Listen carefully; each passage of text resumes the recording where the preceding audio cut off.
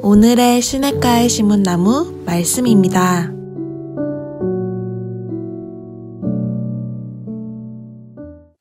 사랑하고 축복합니다. 오늘도 말씀 안에서 승리하는 한들교회 모든 성도님들 될 수 있기를 축복합니다. 오늘 누가복음 19장 28절에서 마지막 절까지 말씀 우리가 함께 보기 원하는데요. 지난 시간에 우리가 이 말씀을 중심으로 예수님의 제자들에 대한 말씀을 좀 같이 나누었습니다. 자, 예수님께서 나귀 새끼를 타고 예루살렘에 입성하시는 장면 가운데 쓰셨던 세 제자들이 있었다라는 거예요. 무명의 제자들이었지만 주님의 예루살렘 입성에 아주 귀하게 쓰임받은 제자들처럼 우리도 복된 제자의 삶을 살아갈 수 있기를 주님의 이름으로 축복합니다. 자, 오늘은 제자에서 좀 예수님으로 관점을 바꾸어서 오늘 말씀을 같이 보기 원합니다. 자, 우리가 하나님의 말씀을 바라볼 때 여러 가지 관점을 보는 것은 중요합니다. 성경을 통해 아브라함과 이삭과 야곱을 배울 수 있는 것, 아브라함과 이삭과 야곱을 배우는 것도 중요하지만 아브라함을 아브라함 되게 하신 하나님, 그리고 이삭을 이삭 되게 하신 하나님, 야곱을 야곱 되게 하신 하나님을 볼 수 있는 관점이 더 중요한 것입니다. 그래서 오늘 본문을 통해서 우리가 제자들을 통해서 지난 시간에 배울 수 있었던 제자의 모습들이 있다면 오늘 예수님을 통해서 예수님께서 예루살렘에 입성하시는 이 사건이 얼마나 귀한 사건인지 오늘 우리가 예수님에 대해서 같이 볼 수 있기 원합니다. 자, 오늘 본문을 통해서 우리가 볼 수 있는 예수님의 모습은 어떤 모습입니까? 십자가의 길을 걸어가시는 예수님의 모습을 보게 됩니다. 자, 28절에 보게 되면 예수님께서 예루살렘을 향하여 앞서 나아가십니다. 왜 예루살렘으로 올라가십니까? 누가복음 18장 31절 33절에 보게 되면 보라 우리가 예루살렘으로 올라가노니 선지자들을 통하여 기록된 모든 것이 인자에 응하리라. 인자가 이방인들에게 넘겨져 희롱을 당하고 능욕을 당하고 침뱉음을 당하겠으며 그들은 채찍질하고 그를 죽일 것이나 그는 3일 만에 살아나리라. 자, 예수님께서 예루살렘으로 가시는 목적은 분명했습니다. 그것은 바로 십자가에서 죽으시기 위해서 걸어가셨다라는 거예요. 자, 예루살렘의 입성으로부터 예수님이 십자가에 달리시기까지 예수님은 그 사명을 완성시키기 위해서 예루살렘으로 올라가고 계신 것입니다. 어떻게 보면 예수님은 이 땅 가운데 오신 이유가 무엇입니까? 바로 십자가에서 죽으시기 위해서 하늘의 모든 영광을 버리고 이 낮고 천한 이 땅 가운데 인간의 몸을 입고 오신 것입니다. 그래서 예수님께서 십자가의 길을 걸어가실 때 예수님은 추워의 흔들림도 없이 망설임도 없이 예루살렘으로 당당하게 들어가신 것입니다. 예수님이 그 고난을, 그 아픔을 몰라서 그러셨을까요? 아닙니다. 하지만 그럼에도 불구하고 예수님은 그 길을 묵묵히 걸어가셨습니다. 왜요? 그것이 예수님이 이 땅 가운데 오신 분명한 부르심의 자리이기 때문입니다. 자기의 사명을 완수하기 위해서 그 고난의 길을 걸어가시는 예수님의 모습을 보게 됩니다. 여러분, 우리도 사명을 가진 자입니다. 부르심을 받은 자입니다. 여러분, 사명자는요, 부르심을 받은 자들은요, 힘들다고 포기하지 않습니다. 어렵다고 주저하지 않습니다. 고통스럽다고 딴 생각하는 것이 아닙니다. 누가 유혹한다고 한눈 팔지 않습니다. 무겁다고 내려놓지 않는 것입니다. 묵묵히 십자가를 지고 그 길을 걷는 자들, 그들이 바로 사명자이며 부르심받은 자인 줄 믿습니다. 사도 바울이 고백하죠. 빌립보서 1장 24절에 나는 이제 너희를 위하여 받는 괴로움을 기뻐하고 그리스도의 남은 고난을 그의 몸된 교회를 위하여 내 육체에 채운다라고 말씀하고 있어요. 사도 바울은요, 적극적으로 사명, 그 부르심을 따라 살았고 고난도 달게 감수했으며 심지어 생명까지도 주님 앞에 내어드릴 각오로 그 길을 걸어갔다라는 거예요. 아멘. 여러분들과 예수님의 제자로 부르심 받았다면, 하나님의 천국 백성으로 부르심 받은 자라면 예수님께서 걸어가신 그 십자가의 길 함께 걸어갈 수 있기를 주님의 이름으로 축복합니다. 두려움이 아니라 걱정, 근심이 아니라 주님께서 이 십자가의 끝에서 행하신 그 놀라운 부활의 영광을 소망하며 기대하며 사명자의 길을 걸어갈 수 있기를 주님의 이름으로 축복합니다. 그것이 바로 예수님의 모습이었다라는 거예요. 또한 오늘 이 말씀을 통해서 우리가 배울 수 있는 예수님의 모습은 무엇입니까? 예수님의 주인 되심입니다. 자, 29절에 보게 되면 예수님은 감람원이라고 불리우는 산 쪽에 있는 벳바게와 베다니 가까이 당도하셨다라고 말씀하고 있어요. 그곳에서 예루살렘으로 입성하실 준비를 하십니다. 그리고 무명의 제자들에게 이야기하시죠. 맞은편 마을로 가서 아무도 타보지 않은 나귀 새끼가 매여 있는 것을 보게 되면 그것을 풀어와라. 자, 그리고 제자들이 그 일을 할 수 있도록 자세히 가르쳐 주십니다. 만일 누가 너희에게 어찌 푸느냐 묻거든 말하기를 주가 쓰시겠다 하라 라고 구체적으로 알려주십니다. 그리고 그들은 예수님의 말씀대로 나귀 주인에게 가서 주께서 쓰시겠다 말하고 나귀 새끼를 끌고 오게 되지요.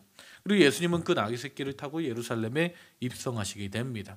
자, 여기서 우리가 볼 수 있는 것, 알 수 있는 것은 무엇입니까? 자, 믿음입니다. 자, 특히 제자들의 믿음과 나귀 새끼 주인의 믿음을 생각해 볼 수 있습니다. 자, 제자들의 믿음은 어떻습니까? 예수님의 명령에 나귀 새끼를 끌고 온 제자들의 믿음은 한마디로 순종의 믿음이었습니다. 제자들은 예수님의 지시에 100% 순종했습니다. 어떻게 보면 황당한 지시일 수 있고 명령일 수 있는데 잘못하면 도둑으로 몰릴 수 있는 상황인데도 그럼에도 불구하고 그들은 왜라고 이유를 묻지 않고 주저하거나 망설이지 아니하고 말씀대로 순종했다라는 거예요. 그것이 바로 제자들의 믿음이었습니다. 자, 그럼 이 나귀 새끼 주인의 믿음은 어떻습니까? 33절에 보게 되면 나귀 새끼의 임자가 분명히 있었습니다. 그럼에도 불구하고 예수님은 나귀 새끼 임자에게 뭐라고 이야기합니까? 주가 쓰시겠다라고 말씀하십니다. 자, 이 말씀은요, 이 나귀 새끼의 진정한 주인이 바로 예수님이라는 의미입니다. 나귀 새끼의 임자는 주가 쓰시겠다는 말에 전혀 의의를 제기하지 않습니다. 왜요? 그는 예수님이 진정한 주인이라는 사실을 알고 있었다는 거예요. 주님을 위해 기꺼이 나귀 새끼를 드립니다.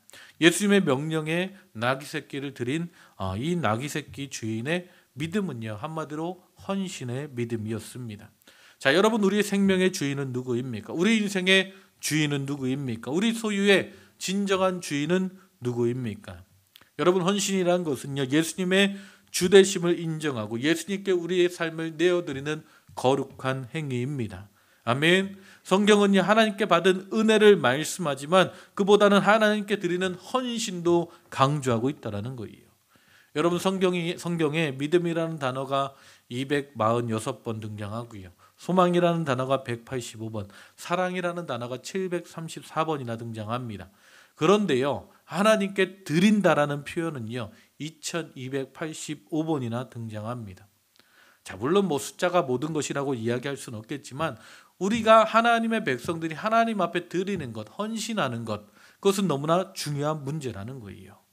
오늘 우리가 이 사건을 통해서 기억해야 될 것, 우리는 얼마나 주님 앞에 순종하며 살아가고 있는가, 그리고 나귀 새끼 주인처럼 우리의 것을 얼마나 온전히 헌신하며 살아가고 있는가. 오늘 우리의 믿음은 순종과 헌신으로 나타나야 될 줄 믿습니다. 왜요? 예수님께서 우리의 참된 주인이시기 때문입니다. 아멘. 비록 나귀 새끼 주인이 있었지만 그는 나귀 새끼를 맡은 청직이었다라는 거예요. 진정한 주인이 누구인지를 알 때 그는 헌신할 수 있었다라는 것입니다. 오늘 우리의 삶의 진정한 주인이 예수님 되어주실 때에 우리는 주님 앞에 기꺼이 헌신하며 기쁘게 쓰임받는 복된 삶을 살게 될 줄 믿습니다. 또한 오늘 이 말씀을 통해서 우리가 알 수 있는 것, 예수님은 평화의 왕으로 이 땅 가운데 오셨다라는 거예요. 자, 35절에 보면 예수님이 나귀 새끼를 타셨습니다. 예수님이 나귀 새끼를 타셨다라는 것은 구약의 예언의 성취입니다. 스가랴의 예언의 말씀의 성취이죠. 자, 구약의 예언대로 나귀를 타시고 예루살렘에 입성하셨습니다. 그리고 37절에 보면 제자들이 예수님을 찬송했다라고 말씀하고 있어요. 마태복음을 보게 되면 무리들이 예수님을 환호했다라고 말씀하고 있습니다. 그 환호 속에 예루살렘의 성이 소동할 정도였다라고 말씀하고 있어요. 자, 예수님께서 예루살렘에 입성하실 때에 그들은 뭐라고 찬송합니까? 38절에 찬송하리로다 주의 이름으로 오시는 왕이여 하늘에는 평하여 가장 높은 곳에는 영광이로다. 자, 예수님께서 왕으로 입성하시는데 그분은 평화의 왕이시다라고 말씀하고 있습니다. 자, 많은 사람들의 이 평화의 왕의 예루살렘의 입성을 환호합니다. 찬송합니다. 그런데 39절에 보게 되면 바리새인들이 문제를 제기합니다. 오히려 예수님을 환호하고 찬송하는 제자들을 책망하라고 요구합니다.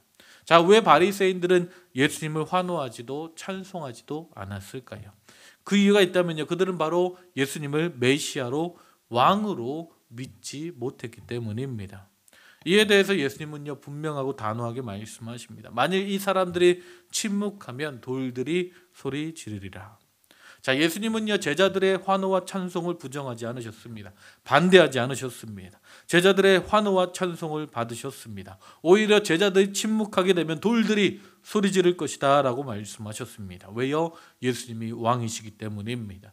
평화의 왕이시기 때문입니다.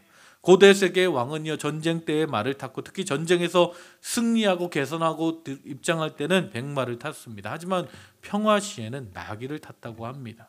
자, 예수님은 이 땅 가운데 평화를 위해 오셨고 이 평화를 이루기 위해서 십자가에서 죽으신 분이십니다. 로마 제국뿐만 아니라 세상의 많은 나라들이 무력에 의한 평화를 추구하지만 지금도 러시아가 그렇게 하고 있지만 예수님은 십자가를 통한 참된 평화를 주시는 분이십니다. 하나님과 사람 사이의 평화, 그리고 사람과 사람 사이의 참된 평화가 예수님의 십자가로 가능한 것입니다. 기도하기는 우크라이나 땅에 하나님의 십자가가 더욱더 굳건히 세워져서 진정한 평화가 임하기를 기도합니다. 자, 예수님께서 예루살렘에 입성하실 때 유대인들의 최대의 명절인 유월절, 그 당시에 약 300만 명의 사람들이 있었다라고 추정합니다. 이렇게 많은 사람들 앞에 제자들은 왕 되신 예수님을 환호하기 시작합니다. 예수님의 왕 되심을 선포하기 시작합니다. 여러분, 예수님은 왕으로 이 땅 가운데 오셨습니다. 오늘 여러분에게 예수님은 어떤 분이십니까? 그 왕 되신 예수님이 이 땅 가운데 오셔서 우리의 삶 가운데 역사하시는 그 예수님에 대해서 바리새인들처럼 우리는 침묵하고 있지 않습니까? 아니면 제자들처럼 그 예수님의 이름을 선포하고 있습니까? 우리가 마땅히 예수님을 왕으로 인정하고 예수님의 제자로 살아간다면 그 예수님을 환호하고 기뻐하고 찬송해야 될 줄 믿습니다. 아멘. 이 땅 가운데 오신 예수님, 지금도 살아계셔서 우리의 삶 가운데 역사하시고 일하신 그 하나님을 찬양하고 기뻐하시고 예배하시는 한들께 모든 성도님들 될 수 있기를 주님의 이름으로 축복합니다. 오늘 이 예루살렘의 입성, 예수님께서 예루살렘에 입성하시는 이 놀라운 사건을 우리가 다시 한번 기억하며 예수님의 왕되심과 주인 되심과 그 십자가의 길을 담대히 걸어가시는 예수님의 그 십자가의 길을 함께 걸어가시는 한들께 모든 성도님들 될 수 있기를 축복합니다. 아멘. 기도하시겠습니다. 하나님 감사합니다. 오늘 예수님께서 걸어가신 그 길, 그 십자가의 길, 믿음의 길, 아버지 이 땅 가운데 주인이여 왕으로 오신 예수님을 바라봅니다. 하나님, 오늘 우리가 그 예수님의 제자로서 주님께서 걸어가신 그 십자가의 길을 담대하게 걸어가게 하시고 왕 되신 주님의 이름을 찬양하며 선포하며 기뻐하며 승리하는 복된 교회와 성도들 되게 하여 주시옵소서. 주님 함께 하시고 인도하실 줄 믿사오며 예수님의 이름으로 기도했습니다.